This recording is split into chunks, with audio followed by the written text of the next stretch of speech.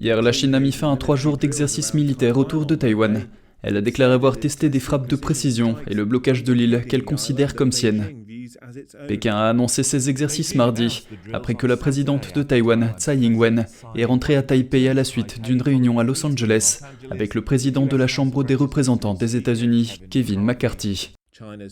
Dimanche 9 avril, l'Armée populaire de libération chinoise, ou APL, a publié sur son compte WeChat une courte animation montrant des attaques simulées contre Taïwan. Un commandement a déclaré que son porte-avions, le Shandong, avait également participé à des patrouilles de combat et exhibé des chasseurs décollant de son pont. Taïwan suit le Shandong depuis la semaine dernière dans l'océan Pacifique. Des avions de combat taïwanais ont pu être vus en train de décoller et d'atterrir sur une base aérienne située dans le nord de l'île. L'armée taïwanaise a déclaré à plusieurs reprises qu'elle répondrait calmement aux exercices de la Chine et qu'elle ne provoquerait pas de conflit. À Shanghai, les habitants se sont montrés largement favorables aux exercices. Cet habitant estime que ces exercices sont tout à fait normaux et que la Chine doit montrer sa capacité à réagir de la sorte.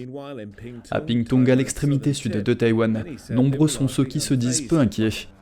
Nous sommes habitués, ce n'est pas grave, c'est comme ça depuis des années. La Chine a toujours été comme ça, a déclaré un homme, ajoutant que les gens sont nerveux, mais pas inquiets.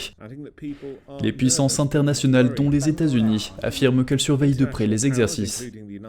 L'Union européenne a également exprimé son inquiétude, déclarant lundi que le statut de Taïwan ne devait pas être modifié par la force, car toute escalade, tout accident ou tout recours à la force dans ce pays aurait d'énormes répercussions au niveau mondial. La Chine n'a jamais renoncé à recourir à la force pour placer l'île gouvernée démocratiquement sous son contrôle.